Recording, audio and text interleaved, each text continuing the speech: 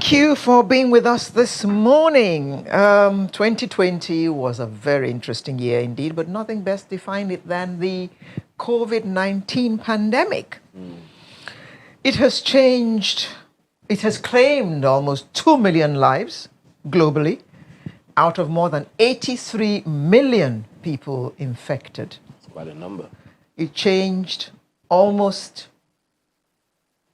everything, Absolutely. including the way we live and interact with one another.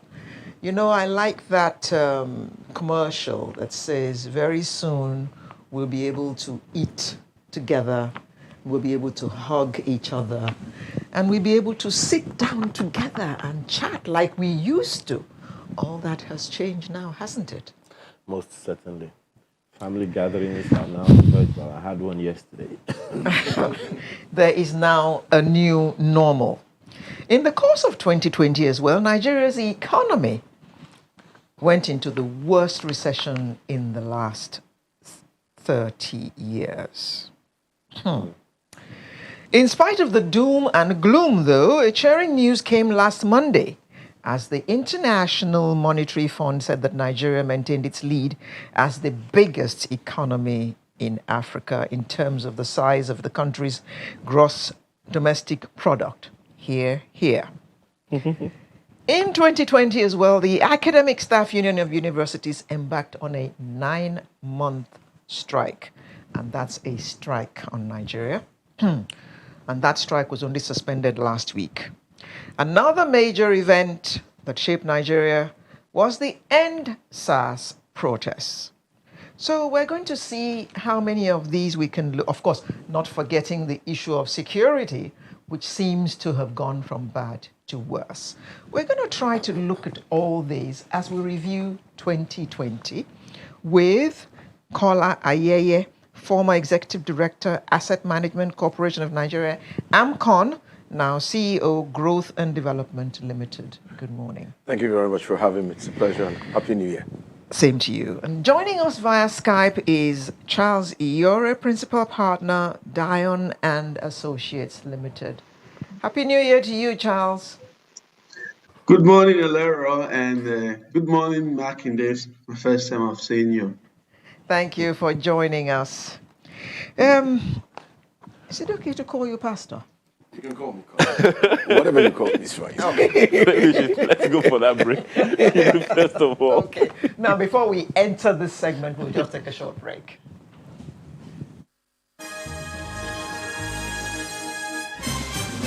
I don't know how easy it'll be for anyone to take 2020 out of history.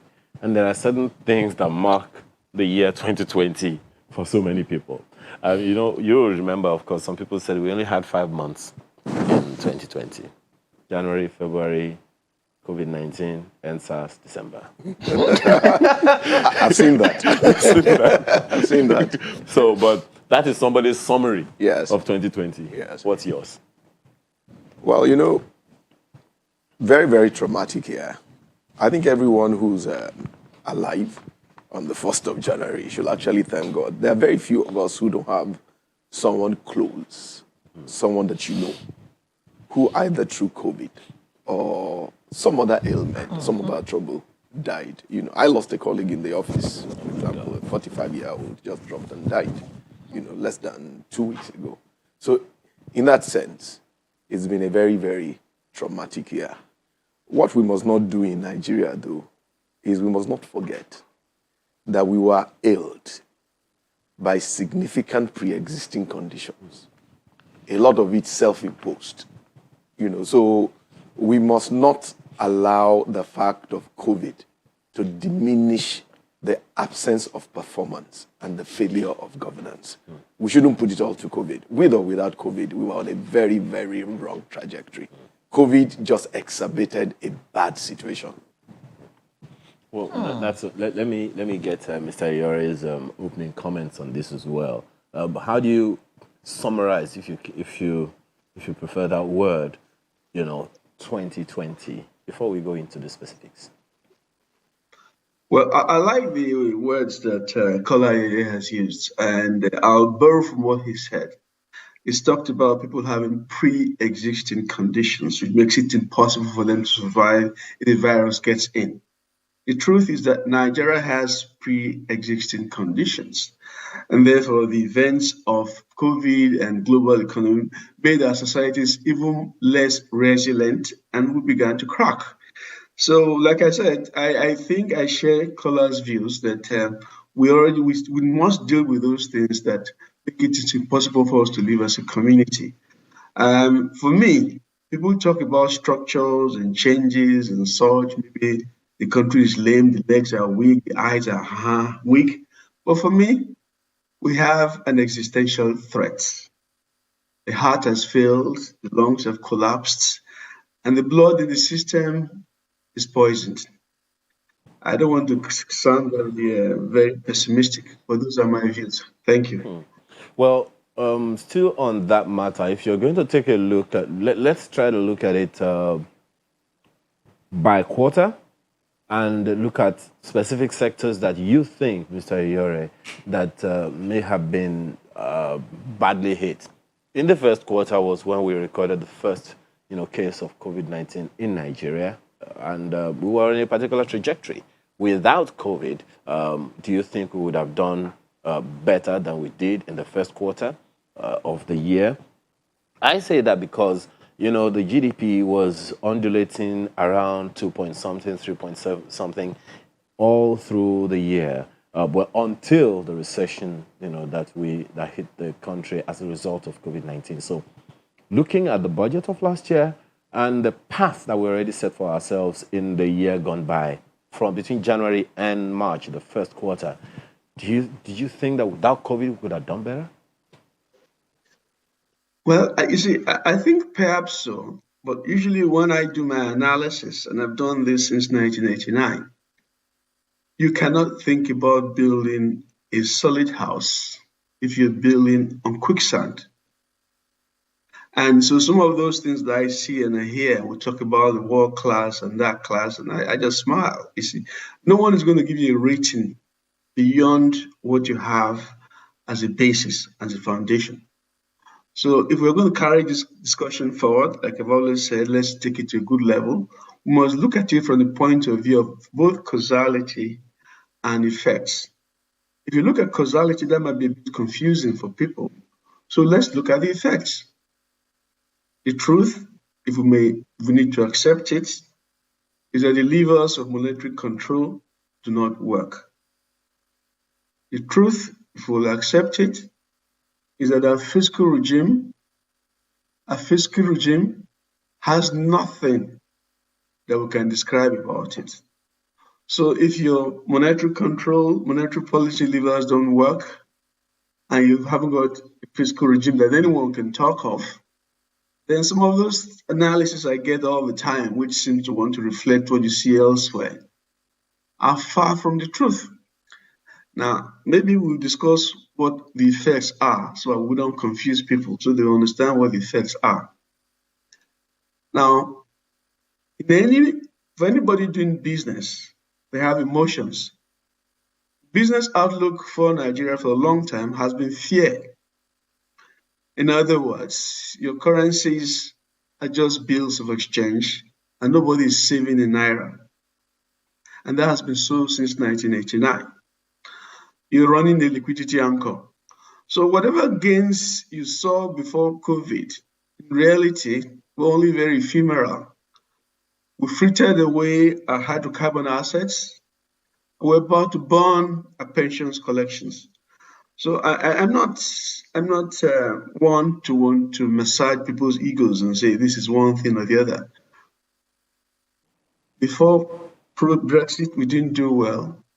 After Brexit, we're not doing well. We need to sit down and have a serious conversation now. The kids ask us to come to a conversation. What we saw, the rest is history. Thank you. Well, Mr. Ayeye, are you on the same page or you differ a bit? Well, really, you don't want to have a child who comes home regularly with 30%, 35%, 40%. You know what it does? Over time, it adjusts your expectations. because you're used to seeing 30%. See, we grow population at between 2 to 3%. We have a lot of poverty. We have significant potential. So where this economy ought to be is that it ought to be growing regularly north of 6%. And in fact, it should be approaching double-digit growth so that you actually start looking for how to slow down the growth rate so that it does not overheat. Where are we economy. at now? So even before COVID, we had gotten used to growing to between 2 and 3%. That is abysmal. The growth rate of this economy is abysmal. And you know some of the painful things about the framework we have. Between June 2015, which is round about when this government came to power, and now, this government has almost doubled our domestic debt. This government took over with debt at over 8 trillion. It's now approaching 16 trillion. It has more than tripled our external debt. It started at $10 billion. We are now at $32 billion. Now, you see, if you have that kind of growth in debt, and you are achieving 6, 7, 8% growth, you are creating employment, and you are lifting people out of poverty. That's what you should see. But you have this. We've become the poverty capital of the world.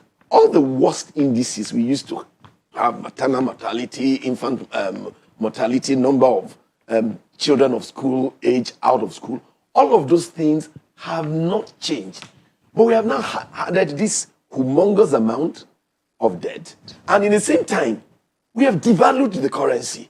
But Mr. Ayeye, if growing at 2%, we are still told that we are the largest economy in Africa, don't you think that is why we're sitting on our laurels? So they say it's not enough, but we're still the biggest. You know, some of the things that deceive us is statistics that is out of context. What you expect, you can't compare the size of a 200 million population, even though that's also a lie, 200 million population economy, to a 50 million population economy of South Africa. Until you are 4 or 5 times the size of the South African economy, there is no parity. Yeah. And there are 2 economies I keep asking people to look at. In the mid-60s, Botswana per capita income was just about $100. It was worse than Nigeria. Botswana is one of the 2 or 3 sub-Saharan economies that has gotten 2 things right. First of all, they've got ethics and anti-corruption right, and they've got political succession right. Today, Botswana is an $8,000 plus per capita income economy. And you know what? They don't make noise. Let me tell you a painful story. I ran into an Air Force officer who happened to be Nigerian. He was seconded by the Nigerian Air Force to help the Botswana Air Force set up its Air Force. The kind of stories he was telling me, he was shaking his head. He said there was once he traveled 6 hours in the night. He did not enter one pothole. He got to the village where he was going to, and then he sent me photographs of what was a secondary school. He said, Mr. Ayeye, you know this can pass for any of the private universities we have here. It's Secondary school. I want you to see the gap. Nigeria is at $2,000 per capita. Botswana is at $8,000. But you didn't say Botswana is a small economy. It's 2 million people. We are very poor at this size. And then you know what makes it worse? Even in absolute numbers, which is still very small, we are big. Then there's very huge inequality. So there's huge poverty. And you know what is worse? I don't see anything in the horizon that is going to take 13 million Nigerian out of school students and put them in school. I do not see what is being done to improve maternal mortality. All right. Mr. Iyori, I'm almost certain that you'll be on the same page with Mr. Ayeye on this as well. But, you know, when we look at the way, you know, we had to deal with COVID-19 when it came, you know, it would look like everything else we had on the plate had to be kept at abeyance because nothing could move. Nothing could be moved, especially from the second quarter with the full lockdown, partial lockdowns, and the rest of it that we had until, some months down the line. So these are the things that have affected whatever growth the country may have attempted in the year Yes. 2020. Now, with all of that happening now, how significant would you say whatever effort was made to keep things in check, knowing that lives and livelihood were under threat with COVID-19? Well, luckily for both of us, Kola and I had shared the same backgrounds, so in the sense that we went to government colleges, they were properly run, they were as good as universities. What I can tell you for certain is that when this crisis started, I was asked for a document on how we could use adversity to reset the economy. And I sent this document to the very highest level of the country. And I said the biggest challenge we'll have with logistics, not necessarily the disease itself. In Canada, they call it bread before blood. Blood means the cure, bread means the food that you have to eat. And I sent out a very well detailed document that we're in a crisis and at war. And at war, all people are called into play. And that food banks and soup kitchens should be set up in all the communities run by doctors who know what the needs are. So that if you have a tin of sardines, put it to the food bank. If you have ₦5, put it to the food bank. And it was clear to me that those in government did not want to work with those in the private sector. And when the food and the items were donated, you know what happened to the palliatives. They never got to where they wanted to get them to, and they started talking about launching or flagging things off. Now, look, that is a pathetic situation. And I can tell you certainly that Tony Blair made a clear comment about the way our logistics is going to work. As I talk to you from England now, I had to evacuate in May. A major agency in Africa arranged for masks to be bought from where most China and elsewhere where they were made for nothing more than 50 cents. As I'm talking to you, and I have documents to prove it, masks are bought in Nigeria and some other West African country between $30 and $50. That's how sad it is. Now, so let's look at it carefully, Mr. Makinde. I want you to do the analysis, not me doing the analysis. I already told you before that what's driving the economy is fear. And the only thing that can mitigate against that fear is how much money you have in your coffers. And the money you have in your coffers has to be dollars. So you have 774 local governments. You have 37 governments and about 1,000 quangos, you call them agencies and stuff like that. And all they're doing is putting money away so they can mitigate against those circumstances. Which is why when there's not supposed to be a demand for dollar and currency in your country, in our country, the values are trending in the other direction. I know you want me to put a good gloss to it. I cannot put a good gloss to it because that is the reality. And the unfortunate thing is that because this is what we're doing, most African countries take the lead from us. And I can tell you, because I work around the world, only 2 countries in Africa, Botswana, just like Ayeye has told you, and Morocco are the only countries that has been able to decouple their central bank from the economy and the treasuries produce. Elsewhere, Egypt, Ghana, Nigeria, is a pathetic situation. Maybe Namibia. So that's why I know you want me to talk to you in very nice terms and tell you we're doing well and be able to say things that international investment managers want. I'm not running you down. I'm saying basically, I just told you now, all 774 local governments are just taking money to go and change to dollars. Thank you. There is no way I would expect you to paper over the cracks unless you deal with the issues. Well, okay, we'll be taking a break shortly, but you can take him. Um, my God. Something just came to my mind when Charles was talking. Good Lord. I know it can be very, very No, troubling, very, it's very very, Because disturbing. very it didn't traumatic. come out when he was saying it, and it's just flown out of my head right now. No. It's not blown out. It's just maybe it's incubating. Oh, But God. Mr. Ayeye, Yes, please. this is definitely something very, very, very chagrin. It's something that is painful. Something that we need to be as proactive about it as possible. Very, very quickly, maybe in 60 seconds. Would you say that between January and December last year, given all the challenges, we came into the new year, into 2020 with security challenges. And then, COVID-19 came. And then NSAS, came and so on. Would you say that we were in any way proactive as opposed to being reactive? No, I don't think we were proactive.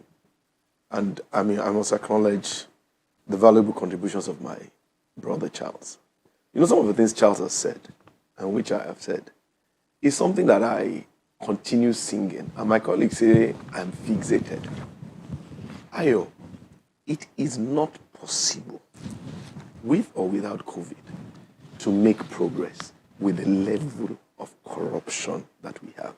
And I just, before you take the break, just say something, things that make a difference.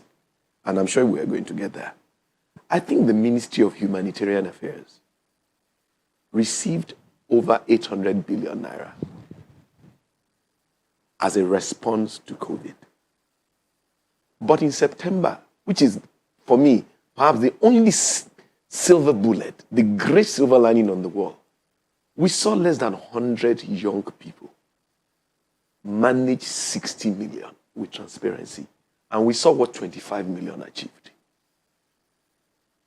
They said all of the food that they distributed across the country was 25 million naira, and they gave account. I want you to compare that to 800 billion. Are you therefore saying that our fight against corruption has just been talk, It is no a mess. action? Okay. This government should apologize for pretending to fight corruption. It is an insult. Okay, well, there are a number of other things to look at in this review, but let's take a break, and when we return, we'll take it further. Just stay with us.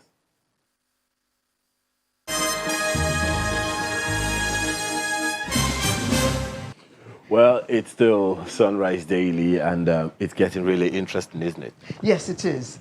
Now, Charles, recently there's been talk about us eating only what we produce.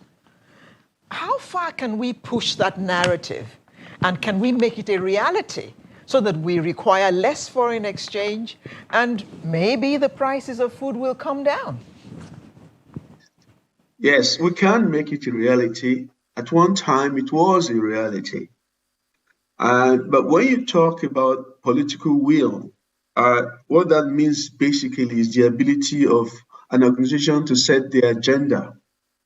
Those who have the capacity to set the agenda are first the executive, which has not demonstrated that ability, the legislature, which has been lagging because for 9 years they didn't understand what oversight functions were, and the judiciary that has refused to punish antitrust. So all we're really left with is you, the fourth estate of the realm. And you have to go beyond courageous reporting to set an agenda. You must be able to monitor all of those things that I've just told you. I've told you that fear is pervasive, which is why all your local government chairmen, all the state governors, all those who are in positions of power are trying to line their pockets because the shame and fear of leaving the office and having nothing is not there. And that means if we achieve what you want us to achieve, what you're saying basically is called community resilience. You can use the land God has given you to produce the food you need. We were once there. It's just that we are not layering our resources on the linkages that we have.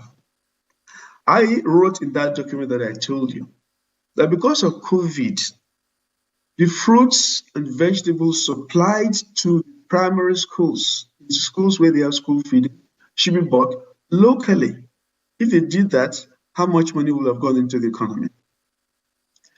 That the uniforms they are sewing, you can choose 4 or 5 colors, could be made by women putting all their machines together in a cooperative, setting standards. How much will you save making uniforms for school? Even just do black shirts, don't do uniforms. So, like I've said, I can tell you, the political will does not exist in the executive. The legislator is trying to look for relevance and confused about what he needs to do. The judiciary is not punishing antitrust. So we're really left with you. But courageous reporting is not enough, Alero. We need to set the agenda. And that is the discussion we must now begin. Thank you. Which is one of the reasons that we are having this conversation, Exactly. Mr. Iyori, because when we let me take it from the question that Alero asked.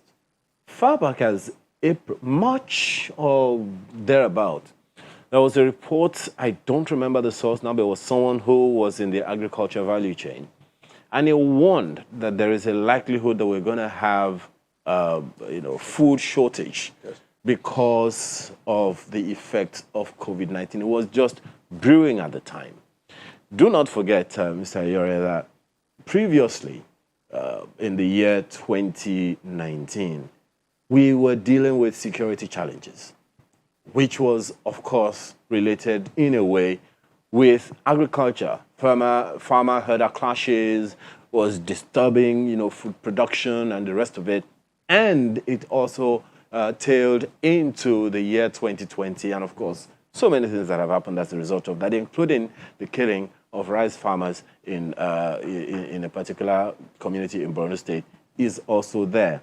So we knew ahead. Just as we knew, we always, I don't believe, I've said this before, that we don't have intelligence information. We always have. Same thing for food security. We knew the likelihood of this. Getting ahead of it and ensuring it doesn't get that bad is another thing altogether. How do you suggest that we mitigate that going forward? Well, I've spoken to NISAL, which is a group that is trying to do a lot of intervention through the central bank, which, of course, no matter how brilliantly done the central bank is trying to intervene, it is the inappropriate way to run the economy. It is the Treasury through this department that should do the things that they need to do. And what I've said basically is that we've had Operation Free the Nation, D3, and the rest of them. I'll ask you now, do you know where the farmers are in your village? There's no record of farmers or what they produce. And if you don't have a record of farmers or what they produce, and someone who sold a tuber of yam last year for 100 naira is told that he'll be lucky to get 20 kobo for it next year, is he going to remain on the farms? So that's what I meant by telling you that we don't have the political will. And I'm very impressed when I see people making all sort of analysis, trying to compare the economy with what you see elsewhere. You cannot do those things if your local economy, the rural economy, is weak. Strengthen the rural economy, food to be produced, the items to be taken, and all of these things that look like never land are just around the corner. I've been saying this since 1989, so it's not new on the matter. I'm telling you that don't be looking at the economy in small, little sectors of 3 months and stuff, and you're going to hide into nothing. And you allow those who are taking advantage of the distortions to continue to tell you fables and stories. Thank you anyway for continuing the work. Like I said, the journalists have been doing a great job, but I've said go beyond courageous reporting.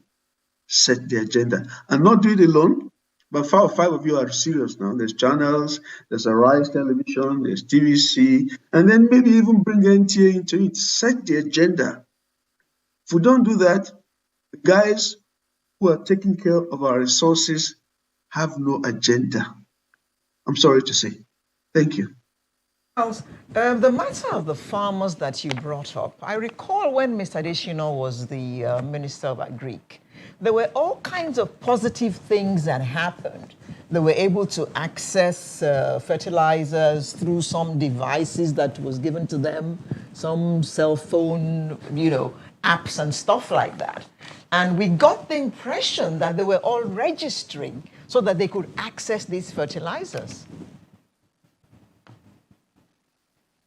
You wonder what happened? Well, are you telling us that all that now has gone to pot? No, not really. As you see, there's something called sequencing. You don't take a bath after you've worn your clothes. You take a bath first before you wear your clothes. It's called sequencing. I've always said that you don't throw money at farmers. You buy their produce. So they are guaranteed that if they work, there's income at the end of the road. So if you buy their produce and defend your currency, so the money they have can go some way to buy some of their goods, and that you solve the problem. But you can't say you want to give farmers money, you want to give out fertilizers. Those who are not farmers will come up and put all the brilliant documents together, ask someone like Ayeye or me to put the proposal together and take all the money and do elsewhere with it.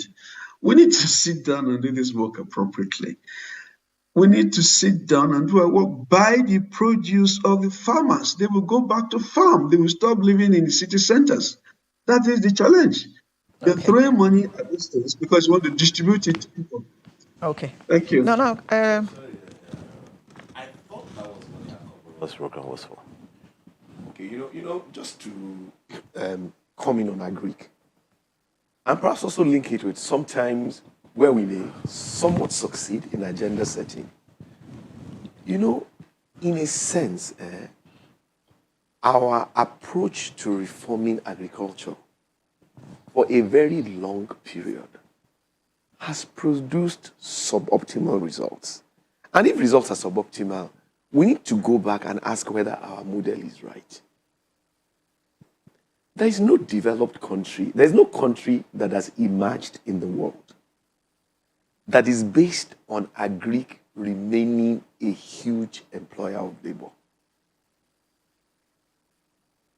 Part of the problems of Nigeria and Africa is that though we have a lot of people in agriculture, the yields are low. Mm-hmm. The level of mechanization is low. Yeah. So this model that still thinks that the way for us to improve productivity is to have tons of human beings on the field. It's wrong-headed. That is subsistence farming. So we need tons of machinery. So, you see, you need to look at this model, but then think alternatively that what do we need to do to catalyze the emergence of 5, 6, 7, 8 type of CHI industries, 5, 6, 7, 8 types of flour mills. When we have 1 or 2 dozens of those companies, they are much, much more efficient managers of the value chain of how their products will emerge. They will worry about how fertilizer get to the farmers. The farmers that are in their own input sector programs. Mm-hmm. See, this Africa's food growth model that expects agriculture to continue to be a large employer of labor. It is not not even 21st. That's not the 28th century model of success. Successful agriculture requires you're reducing the number of people who are doing the farming, but substantially improving the quality of their output. I mean, year in, year out, we keep seeing state governments who buy tractors. Are they the best people to buy tractors? The ones that were bought years ago, where are they? Let's look at how we can have 10 CHIs, 10 flour mills, 10 WAPCOs, and start to tell them that, we don't just want to be importing milk powder and add water to it. How can we domesticate develop? Those are the people who will drive agric. Well, that's one of those things that I think the Kaduna State government is already talking about, with some. But you wanted to ask a question, Ayeye? Yes. Let me stay with you. Yes. Let's look at EndSARS. Yes.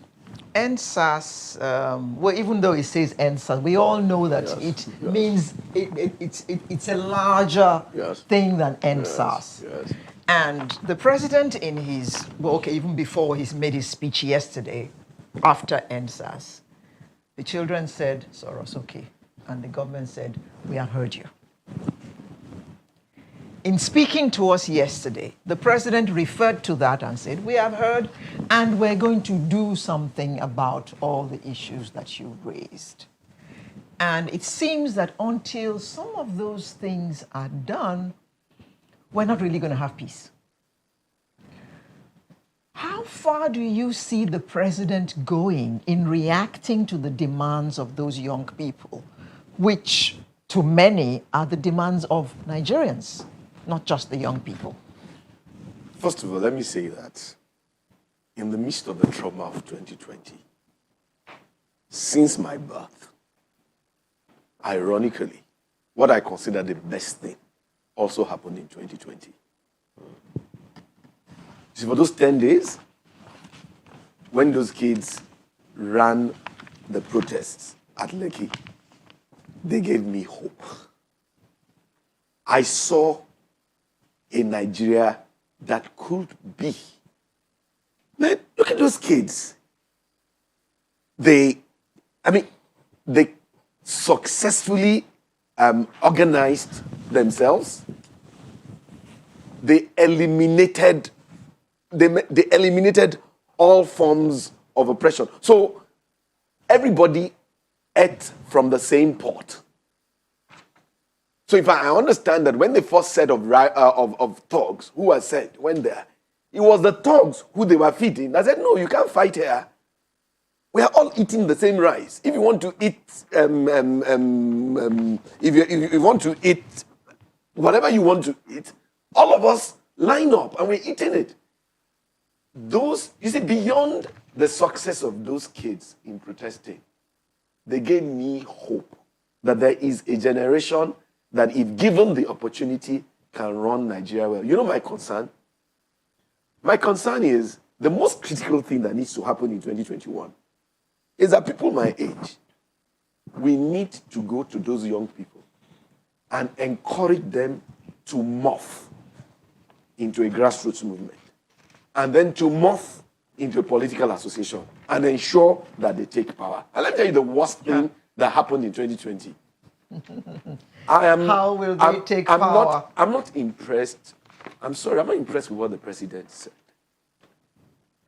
For a president to allow people bearing arms, live ammunition, to go and shoot unarmed Nigerians, that was one of our worst moments. I could not believe it. I do not intend to abuse the privileges that I have.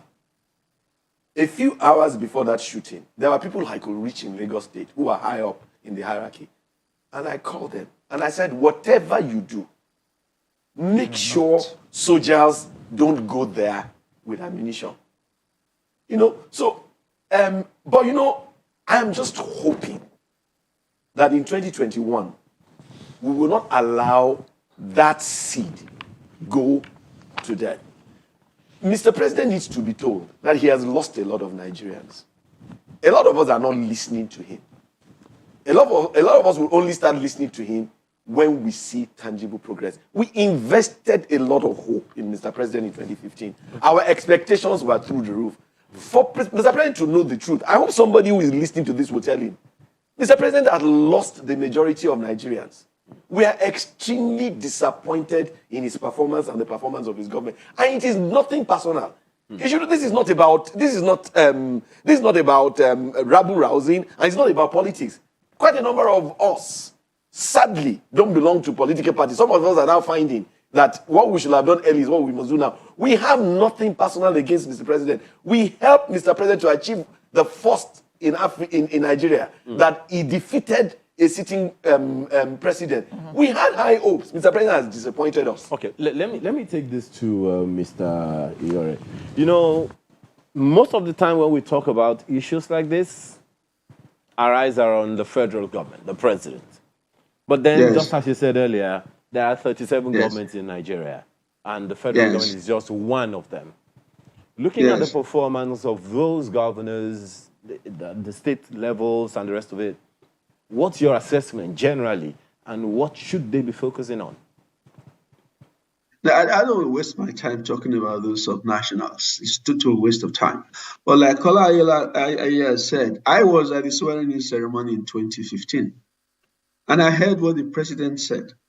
And the president did, if he did 1/10 of what he said on that day, today he will be the father of NSAS. And I've gone as far as telling those around him. I sat with him many times in the Black Roof in some locations, and I sat with his wife. And I was there with the foreign secretary of the Philip Hammond and the foreign secretary of Saudi Arabia, and Governor Basaki wasn't governor then. Most of what he wanted to do, he is not able to do because we have a fundamental issue that was flawed in 1989. We run our economy on what is called a liquidity anchor.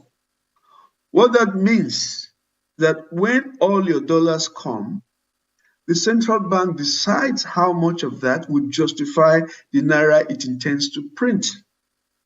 What has effectively happened since then is that we don't have a treasury.